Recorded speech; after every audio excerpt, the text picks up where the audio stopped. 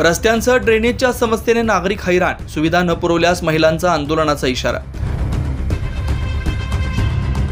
मागील काही दिवसांपासून नाशिक शहराच्या सिडकोतील पंडित नगर परिसरात नागरिकांना रस्ते, पाणी आणि घंटागाडी आणि सुलभ शौचालय या मूलभूत सुविधांच्या अभावामुळे विविध समस्यांना सामोरं जावं लागतंय। रस्त्यांची दुर्दशा, ड्रेनेजची दुरावस्था, सुलभ शौचालयाची तुटलेली पाईपलाईन, अशुद्ध पाणी पुरवठा या विविध समस्यांनी हैराण झालेल्या महिलांनी अखेर सिडको महापालिका कार्यालयावर मोर्चा काढत विभागीय अधिकारी जयश्री बैरागी यांच्याकडे या सर्व सुविधा उपलब्ध करून देण्याची निवेदनाद्वारे मागणी केली।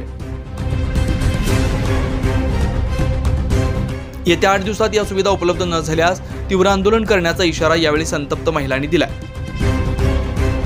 नाल्याचं पाणी ते पूर्ण बंद करून टाकलेलं आहे। इथून काळ्या मामाच्या गिरणीपासून पूर्ण अर्धा नाला बंद केलेला आहे। पूर्ण पाणी याच्यापासून टेड्यापासून येतं, पांडवलेण्यापासून इकडं आमच्याकडे येतं। तर इथलं पाणी आमच्या घरामध्ये कुठे इथलं पाणी असतं। आमचे लहान लहान लेकरं असतात, लहान बाहेर अक्षरशः कोणी कामाधंदा केले तर नवीन पोरी असतात तर पोरी इतक्या घाबरतात।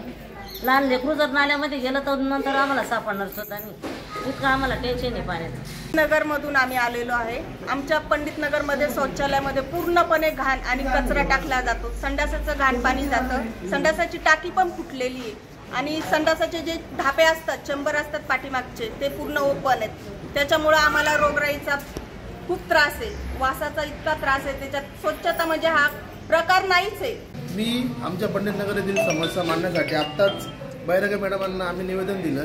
आपण जर बघितलं तर आमच्या पंडित नगरमध्ये कुठल्याही सोयी सुविधा नाही आहेत। आमच्या पंडित नगरचे रस्ते जर तुम्ही बघितले तर रस्ते इतके खड्डे, इतके खड्डे की तिथं रोज वारंवार ॲक्सिडेंट होतात। रोज तिथे कोणाला लागत असतं, तिथं लहान लहान मुलं खेळतात, गाड्यांच्या ॲक्सिडेंटमध्ये मुलांचाही अपघात होतो। त्याचप्रमाणे पंडित नगरचे तुम्ही जर नाले बघितले तर ते अक्षरशः कचऱ्याच्या ठिकाणी भरलेले, तर तिथं वास येतो, डासांचा प्रादुर्भाव मोठ्या प्रमाणात आहे। त्याने डेंग्यू, मलेरिया हे आजार मोठ्या प्रमाणात आमच्या पंडित नगरमध्ये आहेत। त्यानंतर आमच्या पंडित नगरचं सुलभ शौचालय, ते सुलभ शौचालय इतकं खराब झालंय की ते जाण्याची इच्छा होत नाही। आणि त्या सुलभ शौचालयावर डिपेंड तिथले 60-70-80 घरं त्या सुलभ शौचालयावर डिपेंड आहे।